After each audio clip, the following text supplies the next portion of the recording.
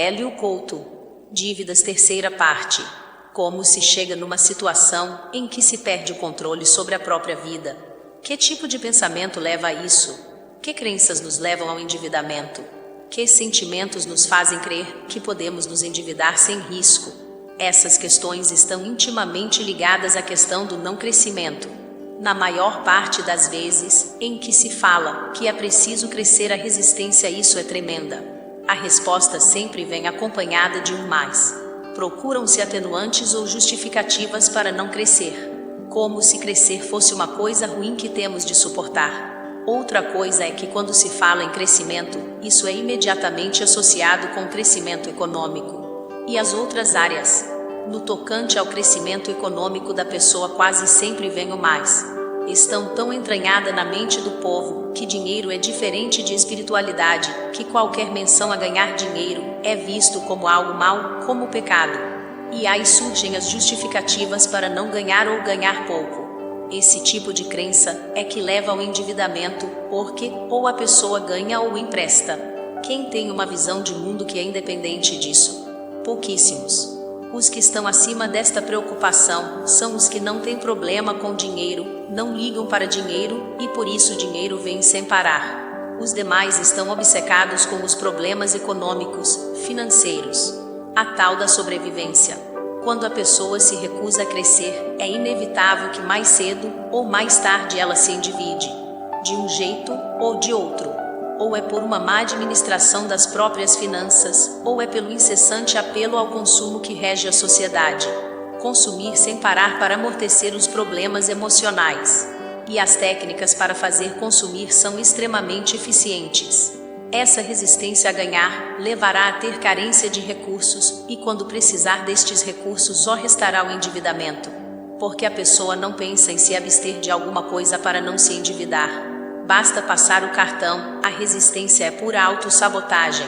Isso é bem disfarçado com 1000 desculpas ou escolhas erradas. Por exemplo, entre fazer um trabalho que ganha mais e um que ganha menos, a pessoa escolhe o que ganha menos. E assim que ganha algo, gasta. Outra questão é o crescimento intelectual, porque isso levará a ganhar mais dinheiro. Desta forma, faz-se de tudo para não aprender nada importante, não ler os livros que mudariam a vida, que tornariam a pessoa mais eficiente, etc. A indigência intelectual é a norma. Quem estuda é um nerd, como se diz hoje em dia. Só que esse tipo de atitude de resistência ao crescimento tem um preço caro. Não se pode ir contra a essência do universo e achar que não tem consequências. Crescer é uma lei imperiosa do universo. Tudo e todos devem crescer em todos os sentidos. Uma maneira de a pessoa perceber que está errando é o endividamento. No caso da saúde é a somatização. As questões psíquicas e emocionais são somatizadas, doenças. Pensou e sentiu errado gera doença. É a forma de chamar a atenção da pessoa para algo que está errado. A dor é muito instrutiva e a dívida também. A dívida é uma dor econômica, só que muito pior que uma doença.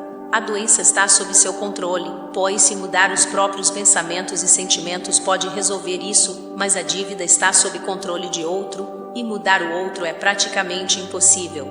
O poder é a coisa mais inebriante que tem para os humanos, cérebro reptiliano, e o poder sobre alguém é um vício. Imagine quem tem o poder de lhe conceder um empréstimo. Você se senta na frente desta pessoa implorando, chamam isso de negociação, que ela lhe empreste dinheiro, financiamento, crédito, etc. O poder dela é de vida e morte sobre você. Já sentiram isso? Agora, quem deu esse poder para ela? Você. Infelizmente. Quando se recusou a ganhar mais, a estudar mais, a produzir mais, a empreender mais, a poupar, você se colocou nas mãos desta pessoa, ou de outras com a mesma capacidade de lhe emprestar dinheiro, ou não. E quando chega nesse ponto é tarde. Muito tarde.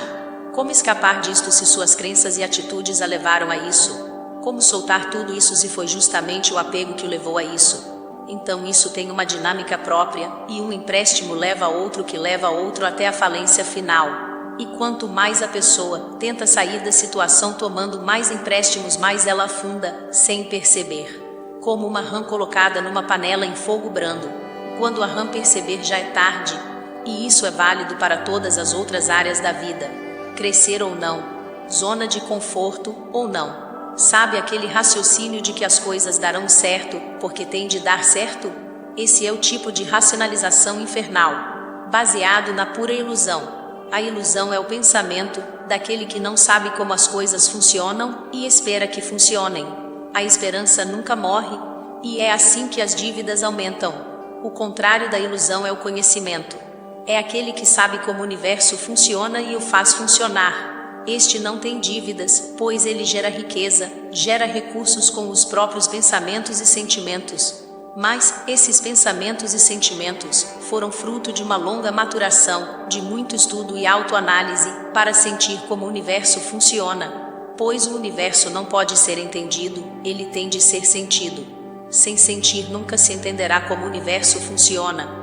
Quando uma pessoa estuda mecânica quântica e seus olhos brilham, é porque essa pessoa sentiu a mecânica quântica. Ela não entendeu, ela sentiu. Emoção e sentimento. É por isso que os olhos brilham, por causa da serotonina, dopamina e etc. Alegria e paixão pela mecânica quântica. É por isso que a maioria dos físicos não entende os físicos que sentem. Sugiro que todos pensem muito bem antes de contrair dívidas. Hélio Couto.